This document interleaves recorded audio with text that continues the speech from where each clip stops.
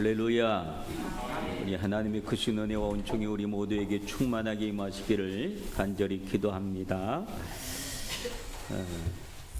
저는 그동안 목회하면서 많은 분들이 오기도 하고 또 떠나가기도 하고 하는 일들을 참 많이 겪었습니다.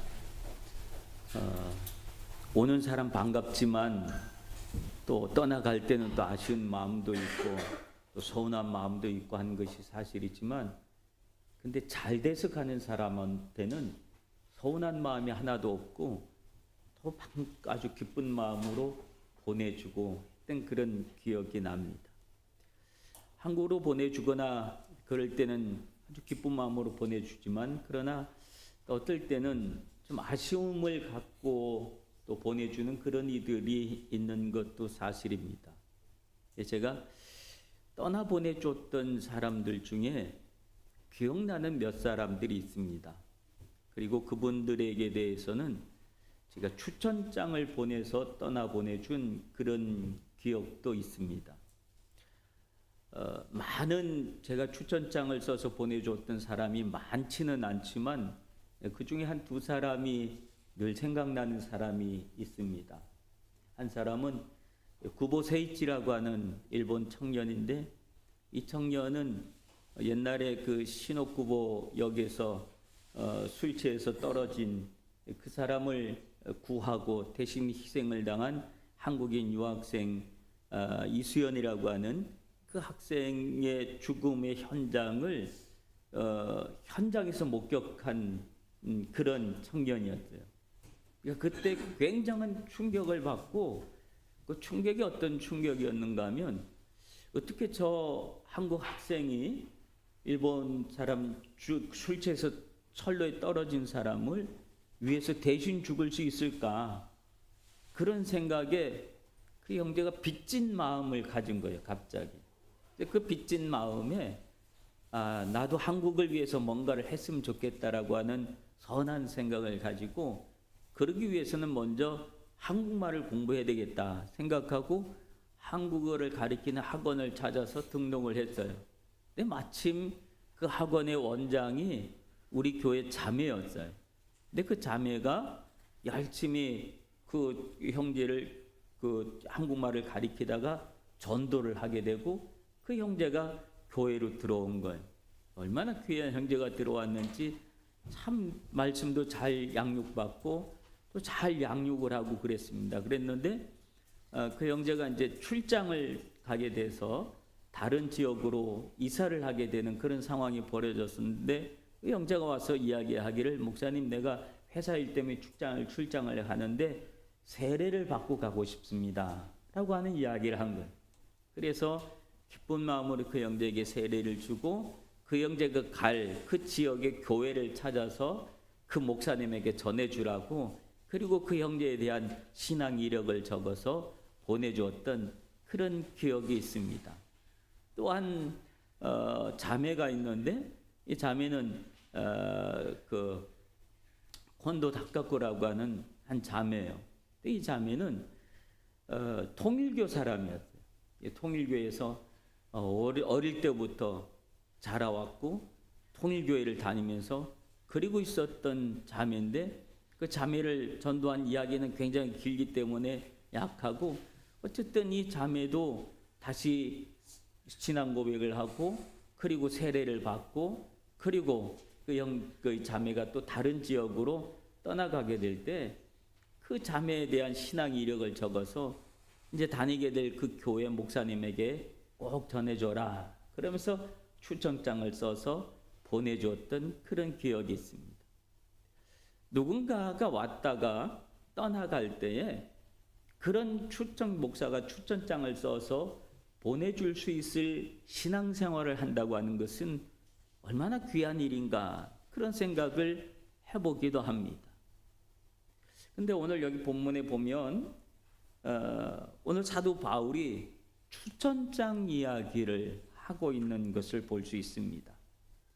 이 추천장이라고 하는 것은 한 장의 종이 같지만 그 종이에 내가 누구인지를 알려줄 수 있는, 상대방에게 나를 신용할 수 있고 나를 받아줄 수 있는 그런 내용이 그 한 장에 써 있기 때문에 그 한 장의 추천장은 굉장히 중요한 역할을 하는 것을 봅니다. 사도 바울은 그 추천장 이야기 속에서 너희는 그리스도의 편지다라고 하는 그런 말씀을 오늘 본문에서 해주고 있는 그런 모습을 봅니다. 우리 이 말씀을 통해서 성도들의 삶의 내용이 얼마나 중요한 것인가라고 하는 것을 함께 은혜를 나누고자 합니다. 오늘 당시 고린도 교회 안에는 사도 바울을 공격하려고 하는, 흠집을 잡아서 공격을 하려고 하는 그런 세력들이 많이 있었습니다. 당시 사도 바울이 고린도 교회를 사역하다가 떠나고 난 다음에 바울을 대적하려고 하는 사람들이 교회 안에 많이 들어왔는데 어떤 종류의 사람들이 들어왔는가 하면 유대주의자들이 들어왔습니다. 그들은 유대인이었습니다. 근데 예수 그리스도를 믿고 그리스도인이 되었지만 그러나 온전히 거듭난 사람들이 아니었습니다. 여전히 옛 습관을 가지고 그 옛 습관 속에서 교회를 판단하고 신앙을 판단하고 그런 일들을 하던 사람들인데, 이 사람들이 이 고린도 교회에 올 때 무엇을 가지고 왔는가 하면 예루살렘 교회에서 추천장을 받아가지고 온 겁니다. 그러니까 추천장을 받아가지고 왔으니 처음 온 사람이지만 나 이런 사람입니다. 그리고 추천장을 보니까 예루살렘 교회에서 보낸 추천장이고, 그러다 보니까 그 사람을 믿게 되고 신용하게 되고 그 사람이 많은 일을 맡기고, 그렇게 하다 보니까 그 사람들이 교회 안에서 점점 영향력을 가지게 되고 힘이 세지고 그런 거예요. 그러니까 그들 마음속에 나는 추천장을 가지고 있는 추천받은 사람이다라고 하는 그런 생각을 가지고 살면서 어떤 일을 하게 되냐면, 나는 이런 추천장을 받은 사람인데, 자, 바울은 누가 보냈냐? 바울은 그런 추천장이 있냐? 그래서 바울의 추천장을 놓고 문제를 삼기 시작했다라고 하는 것들이죠. 그래서 이 추천장이라고 하는 사실을 놓고 초대교회로부터 사도 바울을 비난하려고 하는 그런 많은 사람들이 이 추천장 문제로 그들을, 사도 바울을 얼게매려고 하는 그런 일들이 많이 있었습니다. 이 추천장이라고 하는 것은 교회 안에 어떤 모습으로 있냐면 이명서라고 하는 그런 이름으로 있습니다. 이쪽 교회에서 저쪽 교회로 갈 때 이명서라고 하는 것을 써줍니다. 근데 이명서를 가지고 가면 그 이명서 안에 이 사람이 어떤 사람이구나, 어디에서 언제 세례를 받았고 무슨 직분을 받았고 이런 내용들이 다 기록이 돼 있습니다. 그래서 그것을 임명증을 보내주면 그 교회에서 그것을 받아가지고 그 사람을, 이 같은 교회이기 때문에 그 사람이 먼저 본 교회에서 있었던 모든 신앙의 이력을 그대로 다 인정을 해주고 하는 그런 임명 제도가 있습니다. 네, 요즘은 이 임명 제도가 일반 성도들 사이에서는 임명장을 가지고 오는 사람은 거의 없습니다. 그냥 어느 교회 다녔든지 그냥 오면 우리가 그냥 아이고 새로운 사람 오셨네 그리고 기쁜 마음으로 받고 하는 그런 일이 있지만, 그러나 장로들이 움직이거나 또 항존직자가 움직일 때는 반드시 그 임명서가 있어야 그 교회에서 받을 수가 있는 그런 일들이 있기는 합니다.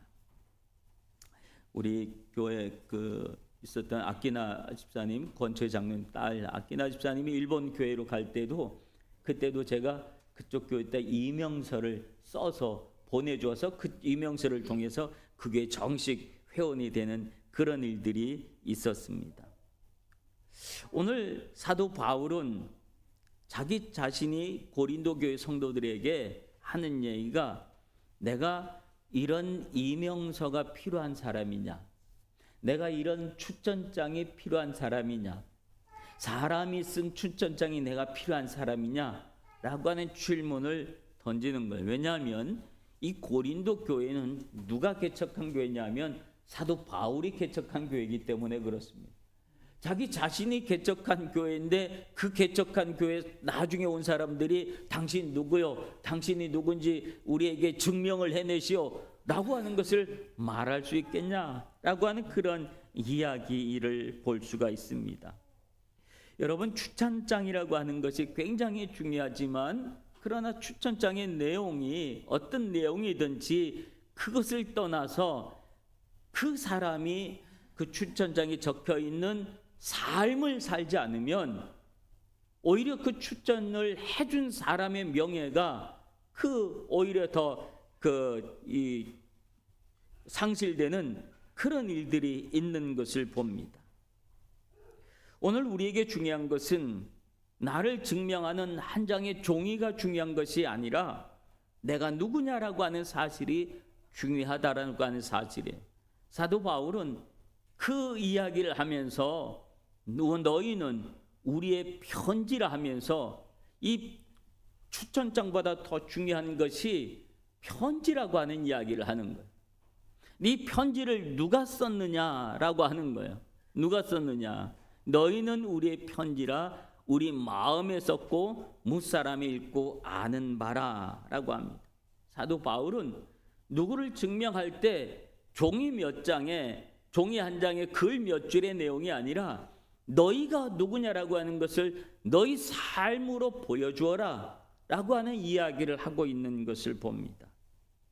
여러분, 우리에게 중요한 것은 내가 누구냐, 어떤 삶을 살아가는 사람이냐라고 하는 것이 중요한 줄로 믿습니다. 사도 바울은 고린도 교회 성도들을 향하여 너희가 내 추천장이야, 너희가 내 편지야, 너희들의 삶이 나를 증명해 주고 있어, 내가 누군지를, 내가 어떤 사람인지를 너희의 삶이 증명해 주고 있는 거야 라고 하는 그런 이야기를 하고 있는 거예요.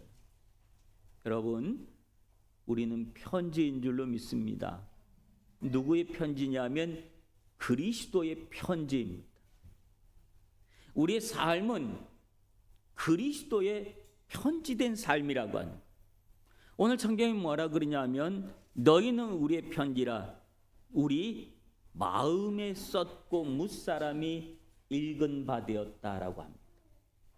여러분, 우리가 그리스도의 편지라고 한다면 편지의 내용이 뭐냐고 하는 것이 중요한 것이죠. 우리 안에 어떤 내용이 적혀져 있느냐. 우리는 사람들을 이렇게 쳐다보면 꿰뚫어 보는 사람들이 있어요. 그 사람들이 뭐라 그러냐면 네 마음을 내가 벌써 읽었어, 그런 말을 해요. 네 얼굴만 봐도, 네 말하는 투만 봐도 내가 네 마음이 다 읽힌다, 그런 말을 해요. 읽혀지는 거예요. 우리의 삶의 모습은 누군가에게 읽혀진다는 거예요. 그러면 내가 어떤 모습으로 사람들에게 읽혀지고 있느냐. 성경은 그리스도의 편지다. 그 말은 그리스도의 내용이 내 안에 적혀져 있어야 된다. 어떤 내용이 적혀져 있을까요? 내가 누구냐? 내가 죄인인데 하나님이 나를 구원한 구원의 이야기가 내 안에 적혀져 있어야 된다. 내가 어떤 죄인이었는데 예수 그리스도께서 나를 구원하셨다고 하는 구원의 이야기가 적혀 있어야 되고, 하나님의 나를 사랑하신다는 사랑의 이야기가 우리 안에 적혀져 있어야 된다는 거예요. 내가 힘들고 어려울 때, 또 내가 잘못하고 내가 딴 길로 갈 때 주님이 나를 사랑하셔서 나를 어떻게 품에 안으셨고, 어떻게 인도하여 주셨고, 어떻게 안아주셨고, 어떻게 품어주셨고 하는 그 사랑의 이야기가 내 안에 적혀져 있어야 한다라고 하는 사실이, 내가 어렵고 힘들 때 주님이 나와 동행하셨던 동행의 이야기가 이 안에 기록이 돼 있어야 된다는 이야기. 오늘 내가 누군가를 위하여 기도했을 때, 중보하며 기도했을 때 하나님이 어떻게 응답하셨는지에 대한 기도의 이야기가 내 안에, 내 삶의 모습으로 기록이 되어 있어야 한다라고 하는 사실이에요. 우리 안에 하나님의 이야기로 예수님은, 그리스도는 계속 기록을 하고 있다는 이야기. 여러분 안에는 어떤 기록이, 주님께서 여러분의 삶의 모습 속에 어떤 기록을 남기고 계실까요? 그 기록된 이야기들을 오늘 성경이 뭐라 그럽니까? 우리 마음에 썼고 무사람이 읽고 아는 바다. 사람들이 기록된 이야기를, 여러분의 삶의 모습 속에, 여러분의 마음 속에 기록된 이야기를 사람들이 읽고 알 수 있도록